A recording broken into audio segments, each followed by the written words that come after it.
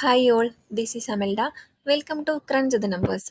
സോഹോ ബുക്സിൻ്റെ ഒരു സെഷനിൽ നമ്മൾ ഓൾറെഡി യൂസ് ചെയ്യുന്നത് ടാലി അല്ലെങ്കിൽ സാപ്പ് പോലുള്ള സോഫ്റ്റ്വെയർസ് ആണ്.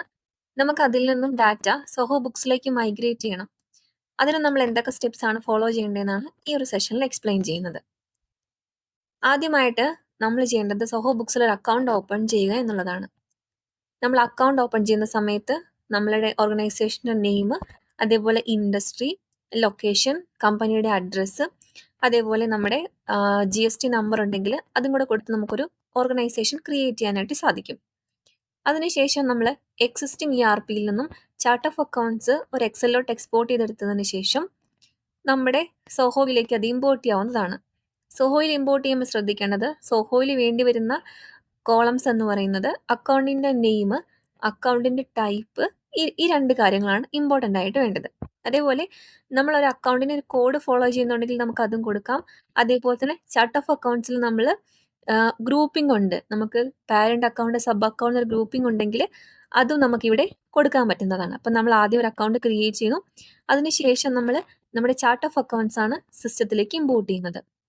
ചാർട്ട് ഓഫ് അക്കൗണ്ട്സ് ഇമ്പോർട്ട് ചെയ്ത് കഴിഞ്ഞിട്ട് നമുക്ക് കുറച്ച് സെറ്റിങ്സ് കോൺഫിഗർ ചെയ്യാനായിട്ടുണ്ട്. അതിൽ വന്നിട്ട് നമ്മുടെ ടാക്സിൻ്റെ പ്രിഫറൻസ് ഉണ്ടാവുമല്ലോ. നമ്മൾ GST നമ്പർ അപ്ഡേറ്റ് ചെയ്ത് കഴിയുമ്പം നമ്മൾ കൊമോസിഷൻ സ്കീമാണോ അല്ലെങ്കിൽ നമ്മൾ എക്സ്പോർട്ട് ഇമ്പോർട്ട് ഉണ്ടോ, ഇങ്ങനത്തെ കുറച്ച് സെറ്റിങ്സ് ഒക്കെ നമ്മൾ സെറ്റ് ചെയ്യണം. അതിനുശേഷം നമ്മൾ ചെയ്യേണ്ടത്, നമുക്ക് ഏതൊക്കെ മോഡ്യൂൾസ് ആണ് നമ്മൾ ചെയ്യുന്നത്. ജനറൽ സെറ്റിങ്സ് ഓപ്പൺ ചെയ്ത് കഴിയുന്ന സമയത്ത് ഇതേപോലെ നമുക്കൊരു ഡ്രോപ്പ് ഡൗൺ കാണാനായിട്ട് പറ്റും.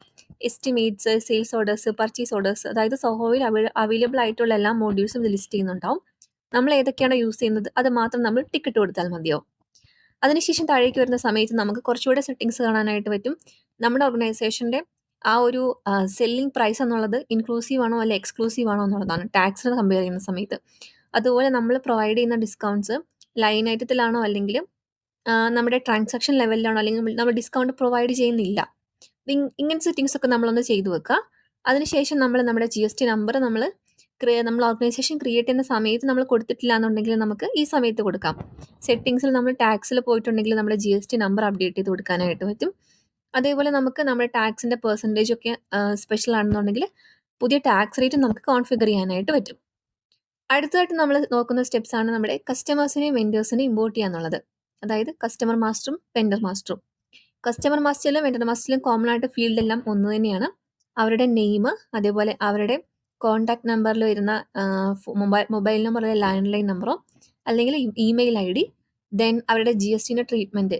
രജിസ്റ്റേർഡ് ആണെങ്കിൽ GST നമ്പർ വേണം, അല്ലെങ്കിൽ അൺരജിസ്റ്റേർഡ്, അങ്ങനത്തെ ആ ഒരു കാറ്റഗറി. ഓവർസീസ് ആണെങ്കിൽ അതും കൊടുക്കാനായിട്ട് പറ്റും. ഇപ്പം നമ്മൾ കസ്റ്റമറിലേക്ക് വരികയാണെങ്കിൽ കൺസ്യൂമർ എന്ന ഓപ്ഷനും കൂടി ഉണ്ടാവും. ദെൻ അവരുടെ അഡ്രസ് പാർട്ട് കൂടി വേണം. ഇപ്പം നമ്മൾ ഈ ഇൻവോയ്സിംഗ് ഒക്കെ ഉള്ളവരാണെന്നുണ്ടെങ്കിൽ ഈ അഡ്രസ് പാർട്ട് പ്രോപ്പറായിട്ട് നമ്മൾ ഫില്ല് ചെയ്യേണ്ടതായിട്ടുണ്ട്. അപ്പം ഈ ഇമ്പോർട്ട് ചെയ്യുന്ന സമയത്ത് തന്നെ നമ്മൾ ആ ഒരു കാര്യം പ്രോപ്പറായിട്ട് ചെയ്യാനായിട്ട് ശ്രദ്ധിക്കണം.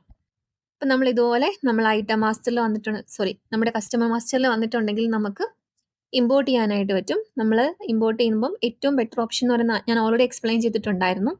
നമ്മൾ എങ്ങനെയാണ് മാസ്റ്റേഴ്സ് ഇമ്പോർട്ട് ചെയ്യുന്നത് എന്നുള്ളത്. നമ്മൾ ഒരു മാനുവലായിട്ട് നമ്മൾ ഒരു സാമ്പിൾ എൻ്റർ ചെയ്തതിന് ശേഷം അത് എക്സലിലോട്ട് എക്സ്പോർട്ട് ചെയ്തിട്ട് അതിൽ നമ്മൾ ഡാറ്റ ഫിൽ ചെയ്ത് ഇമ്പോർട്ട് ചെയ്യുന്നതായിരിക്കും നമുക്ക് ഏറ്റവും ബെറ്റർ ആയിട്ട് ചെയ്യാൻ പറ്റുന്നത്. അതായത് ഇറേഴ്സ് വളരെ കുറവായിരിക്കും, നമുക്ക് ഫാസ്റ്റായിട്ട് ഇമ്പോർട്ട് ചെയ്യാനായിട്ട് പറ്റും.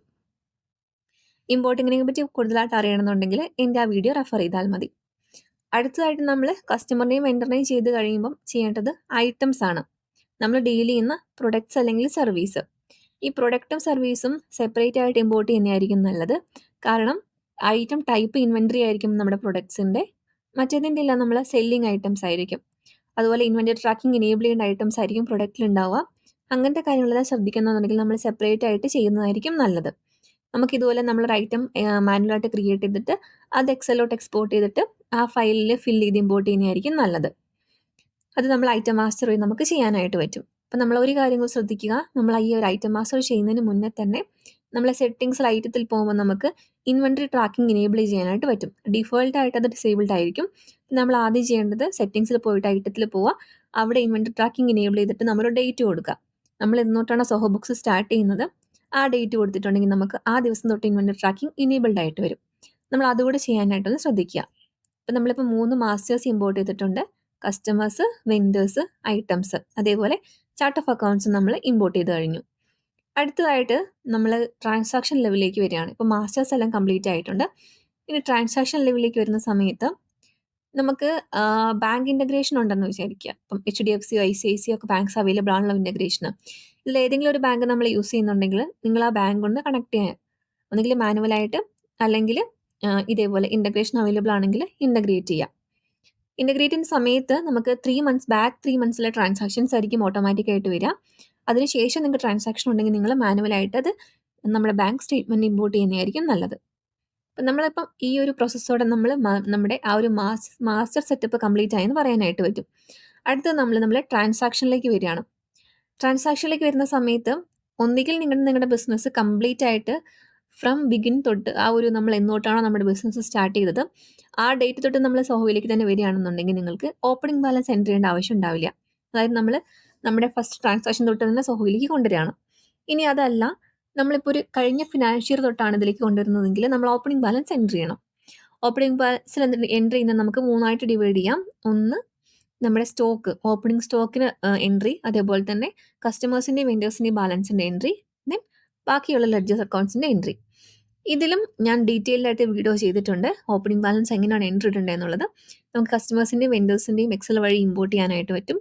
അതേപോലെ തന്നെ ഓപ്പണിംഗ് സ്റ്റോക്ക് നമുക്ക് ഇമ്പോർട്ട് ചെയ്യാനായിട്ട് പറ്റും. അടുത്ത് വന്നിട്ട് നമുക്ക് ചാർട്ട് ഓഫ് അക്കൗണ്ട്സിൻ്റെ ബാലൻസ് ഒന്നുകിൽ നമുക്ക് സെറ്റിങ്സിൽ ഓപ്പണിംഗ് ബാലൻസിൽ പോയിട്ട് മാനുവലായിട്ട് നമുക്ക് എൻട്രി ഇടാം. അല്ലാന്നുണ്ടെങ്കിൽ ചാർട്ട് ഓഫ് അക്കൗണ്ട്സ് തന്നെ എക്സ്പോർട്ട് ചെയ്തിട്ട് അതിൽ ബാലൻസ് കൊടുത്ത് നമുക്ക് അതിവിടേക്ക് ഇമ്പോർട്ട് ചെയ്യാനായിട്ടും പറ്റും.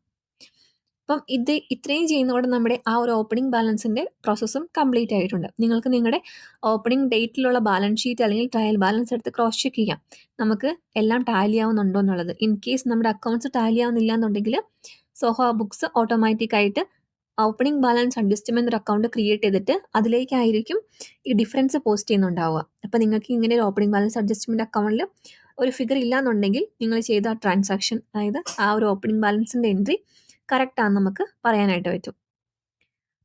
അടുത്ത് വന്നിട്ട് ട്രാൻസാക്ഷൻ ലെവലിലേക്ക് നമ്മൾ വരികയാണ്. നമ്മൾ ഓപ്പണിംഗ് ബാലൻസ് ചെയ്തു, അടുത്ത ട്രാൻസാക്ഷൻസ് ആണ്. ട്രാൻസാക്ഷൻ നമ്മൾ ഇമ്പോർട്ട് ചെയ്യുന്നതിന് മുന്നേ ശ്രദ്ധിക്കേണ്ട കാര്യം എന്ന് പറയുന്നത് നമുക്ക് എന്തെങ്കിലും റിപ്പോർട്ടിംഗ് ടാഗോ അല്ലെങ്കിൽ പ്രൊജക്ട്സോ ഒക്കെ നമുക്ക് ടാഗ് ചെയ്യാനുണ്ടെങ്കിൽ നമ്മൾ ആദ്യം ഈ ഒരു ടാഗ്സ് എല്ലാം ക്രിയേറ്റ് ചെയ്ത് വെക്കണം. അതിനുശേഷമാണ് നമ്മൾ നമ്മുടെ സെയിൽസ് അല്ലെങ്കിൽ പർച്ചേസ് ഇവിടേക്ക് ഇമ്പോർട്ട് ചെയ്യേണ്ടത്. അപ്പോൾ നമ്മൾ ആദ്യം ടാഗ് എല്ലാം ക്രിയേറ്റ് ചെയ്തു, അതിനുശേഷം നമ്മൾ ആദ്യം പർച്ചേസ് ബിൽസ് എല്ലാം ഇമ്പോർട്ട് ചെയ്യുന്നതാണ് നല്ലത്. കാരണം നമ്മൾ സെയിലാണ് ആദ്യം ചെയ്യുന്നതെങ്കിൽ ചിലപ്പം ആ ട്രാൻസാക്ഷന് ഇൻവെൻട്രി ഇല്ലാതെ സെയിൽ എൻട്രി പോസ്റ്റ് ആവാനുള്ള ഒരു ചാൻസ് അവിടെയുണ്ട്. അത് ഇല്ലാതാക്കാനാണ് നമ്മൾ ആദ്യം പർച്ചേസ് ബിൽസ് എല്ലാം ഇമ്പോർട്ട് ചെയ്യുന്നു. പർച്ചേസ് ബിൽ ഇമ്പോർട്ട് ചെയ്യുന്ന സമയത്ത് നമ്മൾ ആദ്യം ഒരു മാനുവലായിട്ട് ഒരു ട്രാൻസാക്ഷൻ ക്രിയേറ്റ് ചെയ്തിട്ട് അതിനെ എക്സലോട്ട് എക്സ്പോർട്ട് ചെയ്ത് അതേ ഫയലിൽ തന്നെ ഫില്ല് ചെയ്തിട്ട് ഇമ്പോർട്ട് ചെയ്യുന്നതായിരിക്കും നല്ലത്. ദെൻ ഫസ്റ്റ് പർച്ചേസ് ചെയ്യുന്നു, അതിനുശേഷം സെയിൽ ട്രാൻസാക്ഷൻ ഇമ്പോർട്ട് ചെയ്യുന്നു, ദെൻ അതിനുശേഷം നമുക്ക് ജേണൽ എൻട്രീസ് ഇമ്പോർട്ട് ചെയ്യാനായിട്ട് പറ്റും. ദെൻ ഈ ജേണൽ എൻട്രി ചെയ്യുമ്പോൾ തന്നെ നമ്മൾ ഒരു കാര്യം കൂടി ശ്രദ്ധിക്കുക. നമുക്ക് പർച്ചേസിനും സെയിൽസിനും വരുന്ന പേയ്മെൻറ്റ്സ് നിങ്ങൾക്ക് ഏറ്റവും ബെറ്റർ ആയിട്ട് ചെയ്യാൻ പറ്റുക ബാങ്കിങ് മൊഡ്യൂൾ വഴിയായിരിക്കും. നമ്മൾ ബാങ്ക്സ് മാനുവലി ആഡ് ചെയ്യുന്നുണ്ടെന്ന് പറഞ്ഞല്ലോ. അപ്പം ബാങ്ക് സ്റ്റേറ്റ്മെൻറ്റ്സ് ഇമ്പോർട്ട് ചെയ്തിട്ട് നമുക്ക് ആ ബാങ്ക് സ്റ്റേറ്റ്മെൻറ്റിലെ ട്രാൻസാക്ഷൻസ് മാനുവലായിട്ട് കാറ്റഗറൈസ് ചെയ്താൽ മതി. അത് വെൻഡർ പേയ്മെൻ്റ് ആണെങ്കിലോ അല്ലെങ്കിൽ കസ്റ്റമർ പേയ്മെൻറ്റിലാണോ ഒക്കെ നമുക്കത് മാപ്പ് ചെയ്താൽ മതിയാവും. അങ്ങനെ ചെയ്യുന്ന സമയത്ത് നമ്മുടെ ബാങ്കിങ്ങിൻ്റെ ആ ഒരു ട്രാൻസാക്ഷനും കൂടെ അവിടെ കംപ്ലീറ്റ് ആവുകയാണ് ചെയ്യുന്നത്. ഇനി ക്യാഷിലും കൂടെ ട്രാൻസാക്ഷൻ ഉണ്ടെന്നുണ്ടെങ്കിൽ നിങ്ങൾക്കത് എക്സ്പെൻസ് മോഡ്യൂൾ വഴി ചെയ്യാം. എക്സ്പെൻസ് ആകുന്ന ട്രാൻസാക്ഷൻ ആണെങ്കിൽ ഇല്ല, റെസിപ്റ്റ്സ് ഒക്കെ ഉണ്ടെങ്കിൽ നിങ്ങൾക്ക് ഈ ജേണൽ എൻട്രി പോസ്റ്റ് ചെയ്യുന്ന സമയത്ത് തന്നെ ആ ഒരു ട്രാൻസാക്ഷനും കൂടെ അവിടെ കംപ്ലീറ്റ് ആവുകയാണ് ചെയ്യുന്നത്. നമ്മളപ്പോൾ ഇമ്പോർട്ട് ചെയ്യുന്ന ഒരു പ്രോസസ്സ് പറഞ്ഞത് ആദ്യം പർച്ചേസ് ബിൽസ്, അതിനുശേഷം സെയിൽസ് ബിൽസ്, ദെൻ ബാങ്ക്, അതിനുശേഷം ജേണൽ എൻട്രീസ് പോസ്റ്റ് ചെയ്യുന്നു. ഈ ജേണൽ എൻട്രി നമ്മൾ ചെയ്യുന്നതോടെ നമ്മുടെ മൈഗ്രേഷൻ പ്രോസസ്സ് കംപ്ലീറ്റ് ആവണം. കാരണം ഏറ്റവും ലാസ്റ്റ് പ്രിഫറൻസ് ആണ് ജേണൽ എൻട്രിക്ക് നമ്മൾ കൊടുക്കുന്നത്. അപ്പോൾ ജേണൽ എൻട്രി കഴിയുന്നതോടെ കംപ്ലീറ്റ് ആവണം. നമുക്ക് ക്രോസ് ചെക്ക് ചെയ്യാനായിട്ട് പറ്റും. ഇപ്പോൾ നിങ്ങളുടെ എക്സിസ്റ്റിംഗ് ERPയിൽ നിന്നും നിങ്ങൾ ഓരോ ഇയർ ചെയ്ത് കഴിയുമ്പോഴും അതിലെ ബാലൻസ് തമ്മിൽ ക്രോസ് ചെക്ക് ചെയ്യുക. ഇപ്പം എക്സാമ്പിൾ പറയുകയാണെങ്കിൽ പ്രോഫിറ്റ് ആൻഡ് ലോസ് അക്കൗണ്ടിലെ പ്രോഫിറ്റ് തമ്മിൽ ടാലി ആവുന്നുണ്ടോ, ബാലൻസ് ഷീറ്റിലെ ആ ടോട്ടൽ തമ്മിൽ ടാലി ആവുന്നുണ്ടോ, ഇങ്ങനെ നമ്മൾക്ക് ഓരോ ഇയർ വെരിഫൈ ചെയ്ത് വരുന്നതായിരിക്കും നല്ലത്. ഇപ്പം നമ്മൾ 2-3 ഇയേഴ്സൊക്കെ മൈഗ്രേറ്റ് ചെയ്യുന്നുണ്ടെങ്കിൽ. ഇങ്ങനെയാണ് നമ്മൾ സോഹോ ബുക്സിലേക്ക് വേറൊരു ERPൻ്റെ ഡാറ്റ മൈഗ്രേറ്റ് ചെയ്യുന്നത്.